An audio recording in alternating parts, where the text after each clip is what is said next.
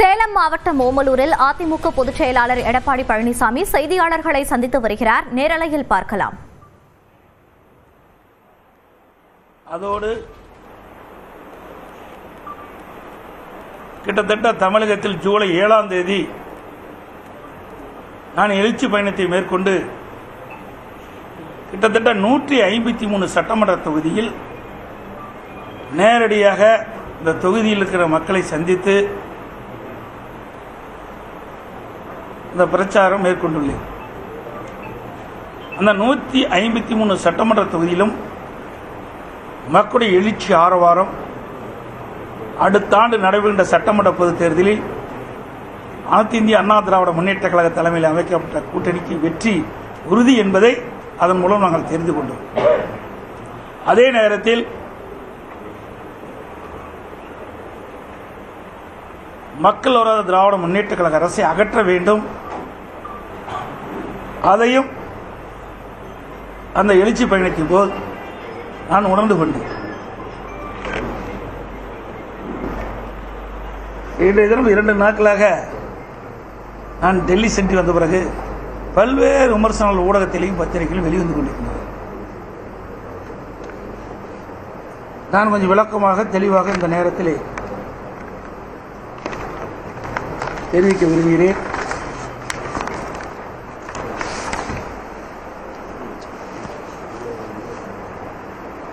திரு ஸ்டாலின் அவர்கள் அடிக்கடி என்னை பற்றி விமர்சனம் செய்து கொண்டிருக்கின்றார்.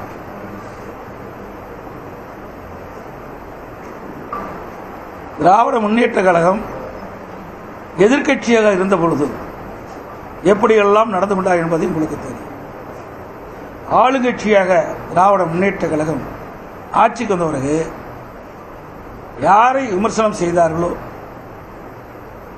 அவர்களுக்கு ரத்தன கம்பளம் விழித்து வரவேற்ற காட்சியை ஊடகம் பத்திரிகையும் மக்களிடத்திலே காண்பிக்கப்பட்டது.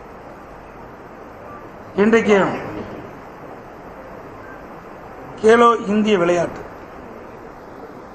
மிக ஆடம்பரமாக நடத்தி காட்டினார்கள். திராவிட முன்னேற்ற கழக ஆட்சியிலே பாரத பிரதமரை அழைத்து சென்னைக்கு அழைத்து அது நடத்தினார்கள்.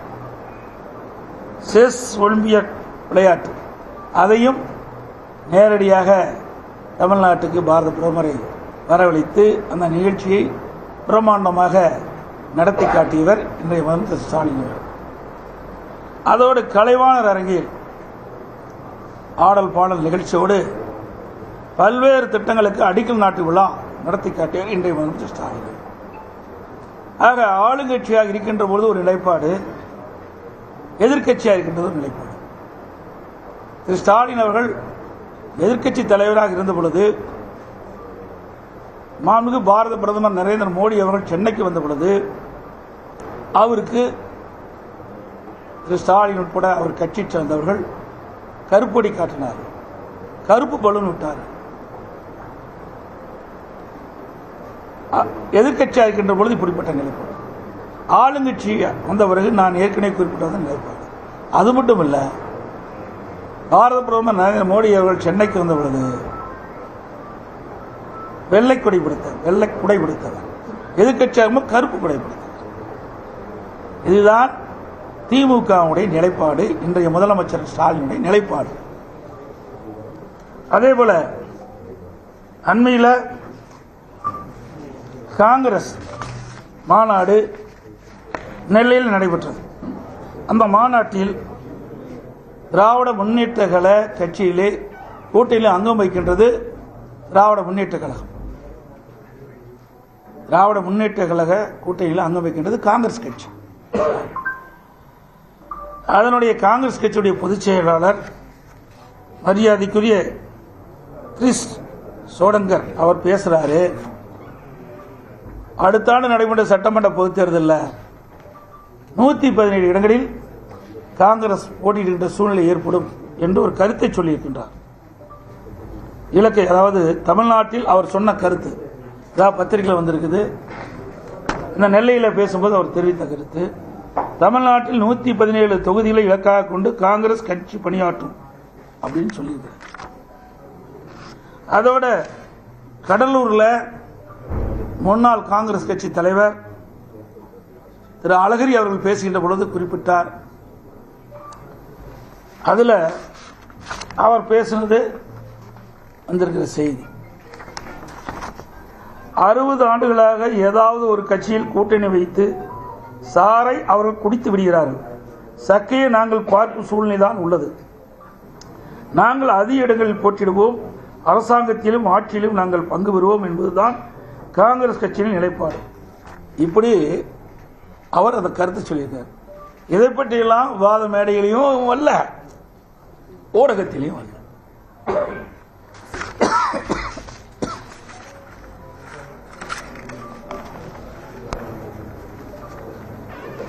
நான் உள்துறை அமைச்சரை சந்திக்கிறேன் என்று எல்லா ஊடக நண்பர்களுக்கும் தெரிவித்துட்டேன், பத்திரிகைகளும் தெரிவித்துட்டேன். அதையும் நீங்கள் வெளிப்படுத்தினீங்க.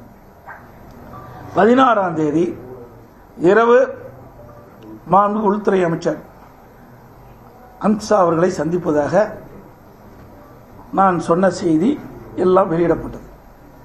அதன் அடிப்படையிலே இரவு அவரை நான் சந்திக்க சென்றேன். என்னோடு கட்சியுடைய மூத்த தலைமை கழக நிர்வாகிகள், எங்களுடைய மாநில உறுப்பினர்கள் எல்லாம் சென்று அவர்களை சந்தித்து விட்டு வந்தேன்.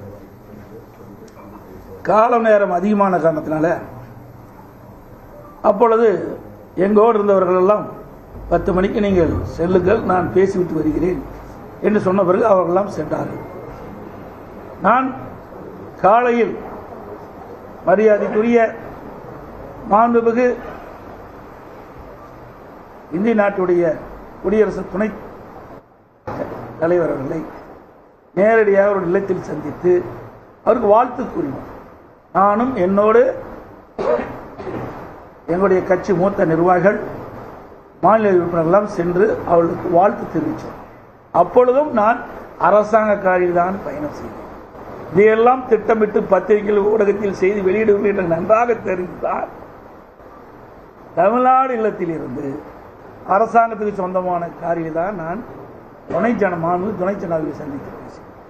பிறகு மரியாதைக்குரிய உள்துறை அமைச்சர்களுடைய இடைவெளியை சந்திக்கின்ற பொழுதும் நானும் என்னுடைய மூத்த கட்சி நிர்வாகிகளும் என்னுடைய காரிலே, அரசாங்க காரில் தான் நேரடியாக உள்துறை அமைச்சர் வீட்டுக்கு சென்று அவரை சந்தித்தேன். பிறகு சந்தித்து விட்டு அவர்கள் வெளியிலே சென்று விட்டார்கள். பிறகு நான் ஒரு 10-20 நிமிடம் அவர்களிடையே பேசிவிட்டு பிறகு அவர்கள் பல்வேறு பணி இருந்த காலத்தில் உள்துறை அமைச்சர் அந்த பணியை மேற்கொண்டு விட்டார். நான் வீட்டிலிருந்து வெளியில் ஒரு காரில் என் முகத்தை துடைக்கிறேன். அப்பொழுது அதை எடுத்து அரசியல் பண்ணுகிறேன். வெக்கமாகவும் வேதனையாகவும் இருக்கு. அப்பொழுது அதை எடுத்து அரசியல் பண்ணுகிறேன். வெக்கமாகவும் வேதனையாகவும் இருக்கு. தமிழ்நாட்டிலே ஊடகம் பத்திரிகையும் இந்திய நாட்டுக்கு ஒரு முன்னுதாரணமாக விளங்கக்கூடிய பத்திரிகை ஊடகம் இப்படி தரம் தாழ்ந்து இதை வெளியிடுவது எந்த விதத்தில் சரியாக சிந்தித்து பாருங்கள். ஆக இதையெல்லாம் உங்களுக்கு பரபரப்பான செய்தி கிடைக்கவில்லை என்ற அடிப்படையில் இந்த செய்தி வெளியிடுவது எப்படி ஏற்படும் சிந்திங்க. முகத்தை துடைக்கிறேன். இதில் என்ன அரசியல் இருக்கின்றது? நான் வீட்டுக்கு செல்கின்ற பொழுது, மாண்புமிகு உள்துறை அமைச்சர் வீட்டுக்கு செல்கின்ற பொழுது அரசாங்கத்துக்காக தான் சென்று எல்லா ஊடகத்திலையும் பத்திரிகையும் செய்தி வந்தது. எனது முகத்தை துடைக்கின்ற பொழுது ஒரு வீடியோ எடுத்து ஒரு சில ஊடகங்கள் வேண்டுமென்ற திட்டமிட்டு ஊடகத்தில் எடுத்து பத்திரிகையிலையும் ஊடகத்திலும் வெளியிடுவது எந்த விதத்தில் சரியாக இருக்கும்? சிந்திச்சு பாருங்க. இது உண்மையிலே வருத்தத்துக்குரிய ஊடகத்துக்கும் பத்திரிகைகளுக்கும் என்று ஒரு நடுநிலையோடு செயல்படுவது. ஒரு தலைவரை வேண்டுமென்றே ஒரு கட்சியுடைய பொதுச் செயலாளரை திட்டமிட்டு இதை அவதூறாக செய்தி வெளியிடுவது சரியில்லை என்பதை மட்டும் நீங்கள் உணர வேண்டும். இன்றைக்கு பத்திரிகையும் ஊடகமும் நாட்டு மக்களுக்கு செய்தியை கொண்டு போய் சேர்க்கக்கூடியவர். இன்னும் சொல்ல போனால் நான் சொல்லக்கூடாது, வருத்தத்தோடு சொல்கிறேன். இனிமேல்